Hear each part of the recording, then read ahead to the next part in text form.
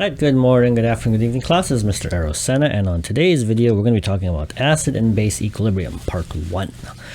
Part 1 because this is going to talk about, I guess, the basics of acid-base equilibrium. As we get later on in this unit, we're going to talk about more complicated acid-base equilibrium, specifically things dealing with weak acids and strong bases, and weak bases and strong acids. Alright.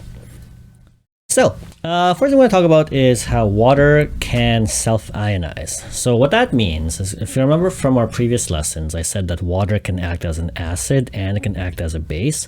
Well, one of the most interesting things about water is that it can actually act as an acid to itself and as a base to itself. And I'll illustrate it with this. So if you remember from, I guess, Science 10, this is our standard acid-base reaction. So this is acid plus base will create water plus salt, and it actually creates some energy. Anyways, the net ionic equation for an acid-base neutralization always ends up being hydrogen ions plus hydroxide ions to create water. Now, one of the neat things about this particular reaction is that it can be reversed. So this means then that if I supply energy to water, water can actually create hydroxide ions and hydrogen ions, which is kind of interesting, right?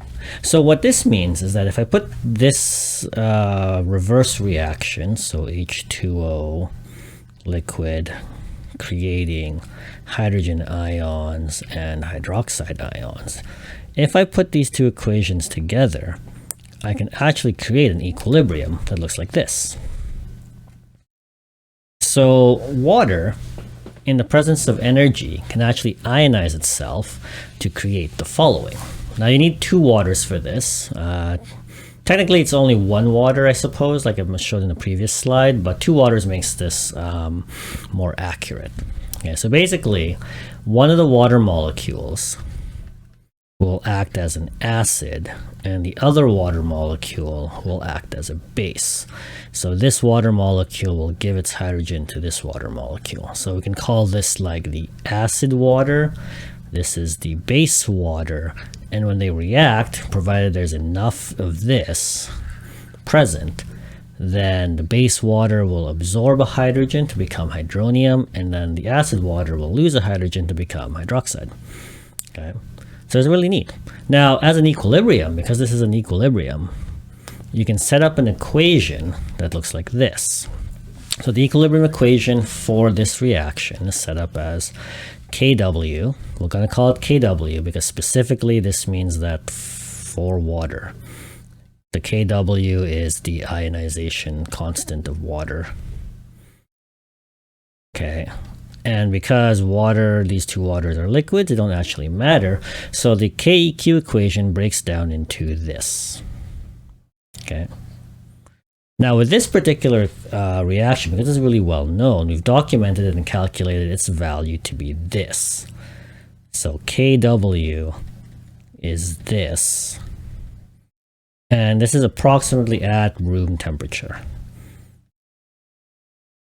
At room temperature. If you remember from our dynamic equilibrium unit, we know that temperature will actually alter the KQ value, and it does the same thing with KW. So if the temperature changes, this value will also change. Right? And you can sort of predict kind of what will happen to that. So if I, I'll write it down here again. Energy plus water will create an equilibrium with hydronium and OH minus. If I were to raise the temperature, that would drive my reaction forward, which means that the concentration of hydronium and the concentration of hydroxide would go up. So if that's the case, if I'm adding energy to this, because my two concentrations are going up, that means my Kw will also go up. So at harder temperatures, or at temperatures higher than room temperature, the Kw value will actually be bigger than this. And then the reverse is true. If I lower the temperature, so if I make the reaction go backwards, then the opposite is true, and Kw will go down. All right, this is kind of just applying what we knew about, or what we know about dynamic equilibrium to this particular equilibrium. Okay. Now with this in mind, since we know that the Kw is equal to the concentration of these two ions, and it has a numerical value of this at room temperature, this will allow us to calculate the following. Okay, so what would be the equilibrium concentration of H3O plus in pure water? Here's the equation again. And starting from our KEQ equation, oops, there we go. We can calculate what the concentration of hydronium would be. Oh, and we already answered this question earlier. How would adding heat or removing heat alter the concentration? All right, so let's grab this. All right, so calculating this out, I'll write it out here. So Kw is equal to the concentration of H3O plus times the concentration of OH minus, and this is all equal to 1.00 times 10 to the negative 14.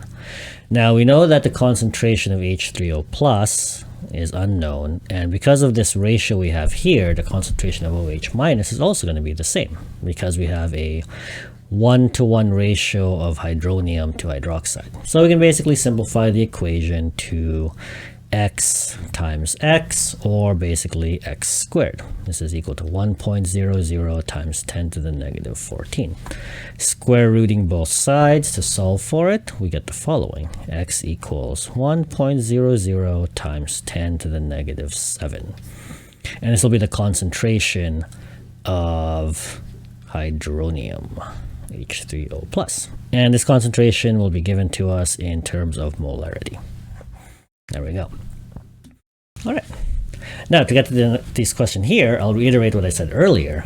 How would adding heat to this, how would adding heat change the equilibrium? Well, if our equation was, so we'll put energy going to hydronium and hydroxide, as my energy content goes up, my reaction shifts forward, so that will create more hydronium and more hydroxide. So my Kw value will end up increasing, as will the concentration of H3O plus and OH minus. Okay, so Kw will go up as as heat is being added. And if heat's being taken away, so if heat's being reduced, what will happen to this reaction, let me just rewrite it out again, but I already mentioned this earlier, is the reaction will proceed backwards, which means my H3O plus concentration goes down, OH minus concentration goes down, and since Kw is a product of those two concentrations, Kw will also go down. So adding heat to a sample of water will increase both the concentrations of hydronium and hydroxide at the same rate because of a 1-to-1 ratio. And similarly, removing heat or removing energy will cause the concentration of hydronium and hydroxide to decrease, again at the same amount because of this 1-to-1 ratio. Okay. Now this actually has some really neat implications when we talk about some other equilibriums later on. So let's keep that in mind. Adding heat increases Kw, removing heat reduces Kw. Now, here's another example. What would the concentration of hydronium be in 0.001 molar hydrochloric acid? Now, this requires you to remember what type of acid is HCl. Okay, because if you look on our chart, HCl is a strong acid. Okay, now what's special about strong acids? Well, if you recall, they have something around them called the leveling effect. And the leveling effect basically states that if I have a sample of strong acid, it will create an equivalent amount of hydronium.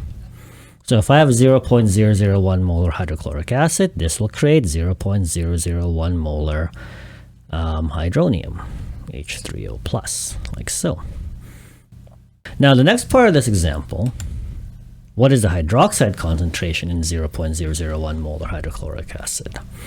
Well, this one's a little trickier, but kind of not really. If we recall, the Kw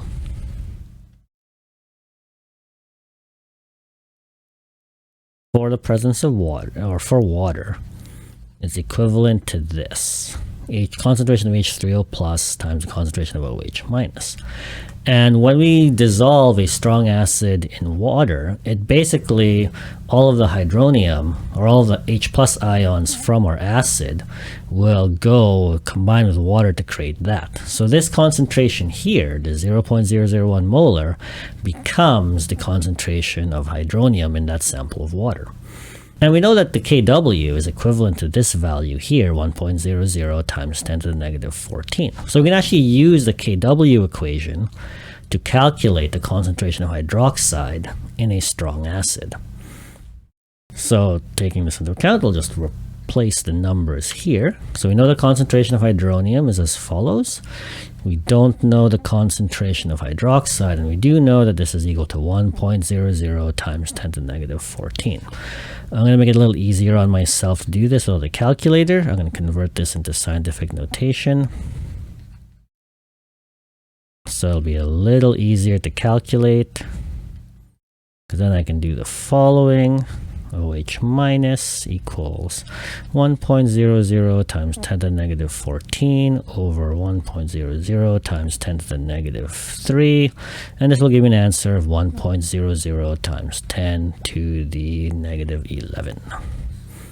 There you go. And that'll be in molar. So that's how we can, for strong acids, if we're asked to find the concentration of hydroxide, we can take advantage of the fact that we know that Kw is equal to the product of those two. Strong acids will create an equivalent amount of hydronium, and then just a matter of basically single-step algebra to figure out what the concentration of OH is. Now, so to recap, in a strong acid, and this is actually true for a base as well. In a strong acid or base, Kw is also equal to this, H3O plus times OH minus, and at room temperature, which is almost exclusively what we deal with at this level, is equal to negative, or 1.00 times 10 to the negative 14. There we go. So this equation, this Kw equation, is also true for strong acids.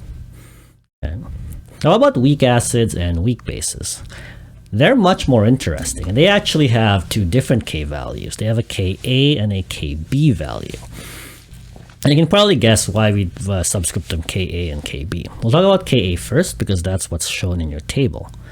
Ka is what we call the acid ionization constant of a weak acid.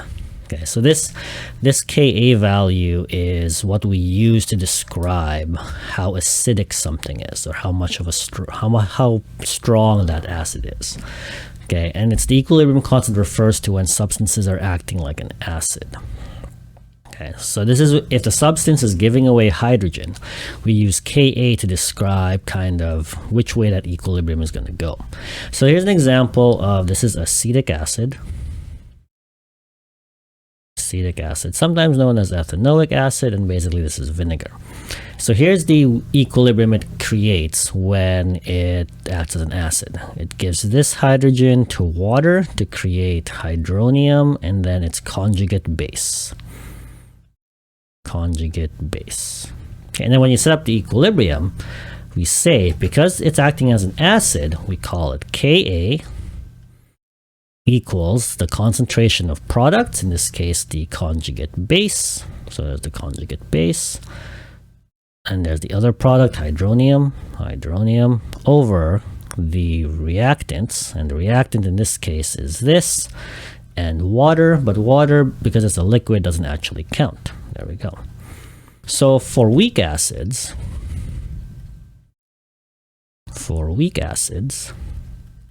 we get the following. We had a Ka. So rather than a Kw equation, because again, a weak acid doesn't fully dissociate into hydrogen ions, it dissociates into some hydrogen ions, which then create hydronium, and some of its conjugate base. So this is why we have to write a slightly different equilibrium expression for weak acids. We get Ka instead of Kw is equal to that. Okay. Now Kb, as some of you have probably guessed, Kb is going to be the base ionization constant of a weak base. So this refers to when substances act as a base. So if I take the same equation and reverse it, notice here I've now got the conjugate base of acetic acid combining with water. That should actually be not aqueous, that should be a liquid, to create the acetic acid, but in this case this is the conjugate acid and then the hydroxide ion, like that. Okay, so the base is acting as a base to take a hydrogen from the water. It creates that, and now we get the following equation. We get a KEQ equation, but this time we're going to call it KB because it's referring to the substance acting as a weak base. And we're going to write it the same way as every other equilibrium expression where it's products over reactants, but this time the product is the conjugate acid and hydroxide. So there's conjugate acid and hydroxide all being all over the reactants, which is the base and that. Okay, there you go. So Ka, I'll go back to that slide. Ka describes the acid ionization of a weak acid, so when the substance is acting as an acid, and Kb describes the ionization constant of the weak base. Okay. Now these two equations form are part of the conjugate pair. So for a conjugate pair, they kind of go hand in hand. So here's another one. Consider for NH3 and NH4 plus. So this is ammonia and the ammonium ion. Here is the Ka for ammonium, the Ka for the ammonium ion, and the Kb for the ammonia. Okay. Now look carefully at these two equations. It's easier to read than the previous one, but look carefully at them. And there's a relationship we can draw about Ka and Kb. Okay. So take a moment, pause the video, and just take a look at those two equations and see if you can come up with how are the two related. All right, so how are Ka and Kb related? Now, if I take the two together, if I take Ka, and some of you might not have done this because it's kind of strange to just do this, and I multiply it by Kb, I get the following.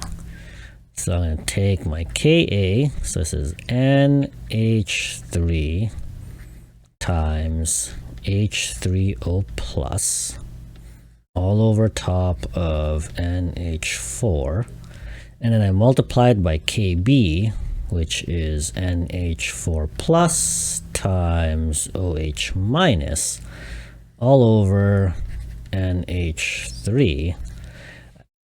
Hopefully some of you guys noticed what I'm doing is when I take the product of those two, I can cancel out the following. I have an NH3 there, NH3 there, they will cancel out because they're the same.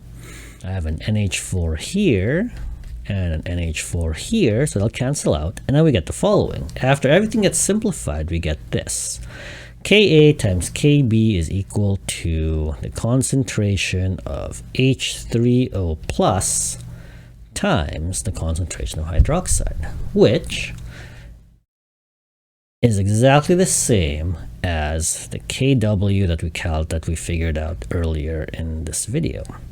Okay, so it turns out that Ka times Kb is just equal to Kw. And again, for the most part, this will equal 1.00 times 10 to the negative 14.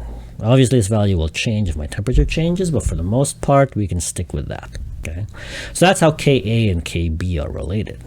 And you can even go back and confirm this with the other example we did. So for acetic acid, CH3COOH, it's Ka times Kb.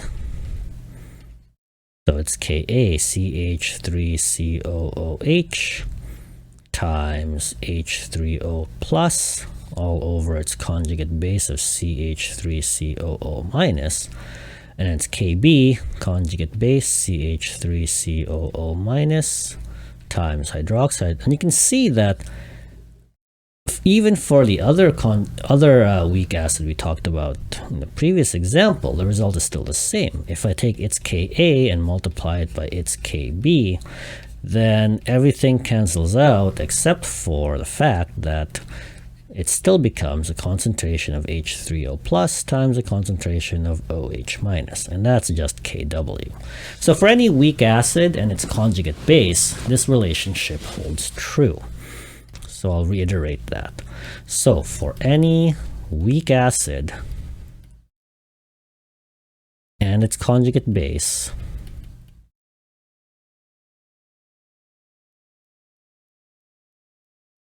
Ka times Kb is equal to Kw. Okay. All right. So here we go. So here's the last example. We're going to calculate the Kb for HCO3 minus. And I picked HCO3 minus specifically because it shows up in two parts of the table that we're going to use. All right, so here I've got the table or the section of the table that is relevant to us. So why HCO3 minus? Because we're asked to calculate what is the Kb of HCO3 minus. Okay, and I chose HCO3 minus because it shows up in two places on the table, and I'll highlight them here. The first place it shows up is here.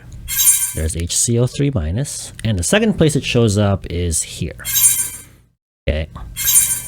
Now, there's a very important thing we have to decide, is that which one of these equations are we going to use to figure out the Kb? We know that Ka times Kb is equal to Kw. Okay, we know this. Now, here it's asking us what is the Kb for HCO3 minus. So when it asks us for this, is that the key here is that when the question is asking us for Kb, it's really saying that this is acting as a base. This is acting as a base, not an acid. If it was asking us for the Ka of HCO3 minus, then it would be acting as an acid. But because it's asking us for the Kb, that tells us that we're going to look for where HCO3 minus is on the base side of the chart. Okay, and if you recall from a previous video, things on the left are acids, things on the right are bases.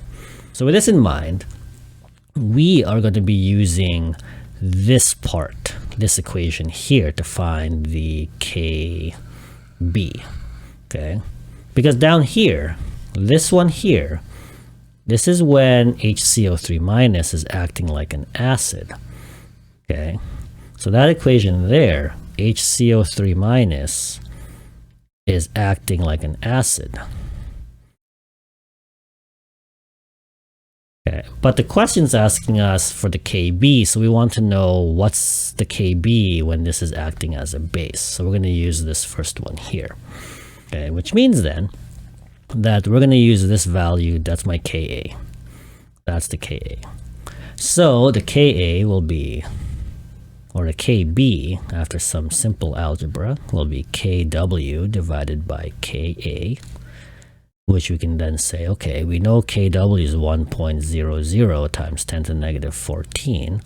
We found the equation with the corresponding Ka value, 4.3 times 10 to the negative 7, and now we just have to calculate what Kb is equal to. All right, so let's pull up a calculator. So 1 to the negative 14 divided by 4.3 to the negative 7, and we get an answer of 2.3, so 2.3 to the negative 8. 2.3 times 10 to the negative 8. And there's the Kb value for HCO3 minus. Okay. Now, if you did the other way, if you used this value here, and you calculated the Kb using this value, So let's say I do that. 1.00 times 10 to the negative 14 divided by the Ka of 5.6 times 10 to the negative 11. What you end up calculating is not the Kb of HCO3 minus. This Kb would be the Kb of CO3 2 minus.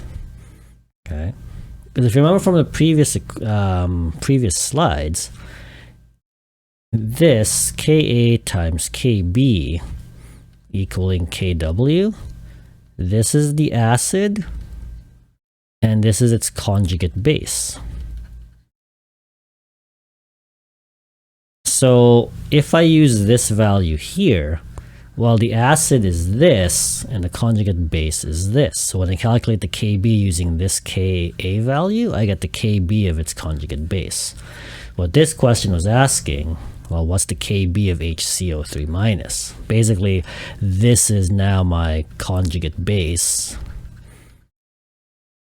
And then if I can find its acid pair, in which case that would be the H2CO3, I would use that Ka in this equation to find the Kb of the conjugate base.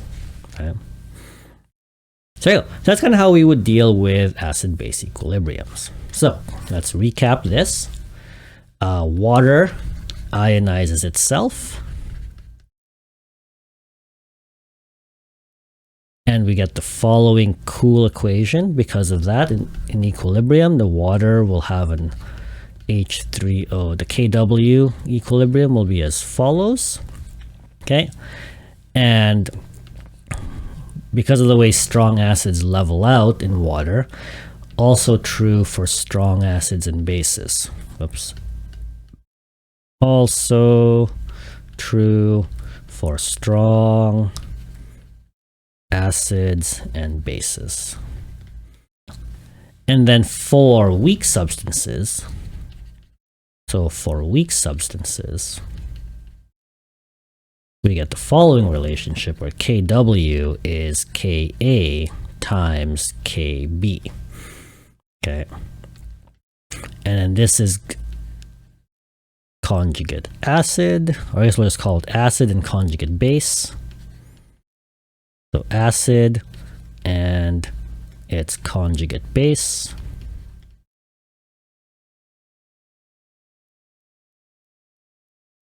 Okay.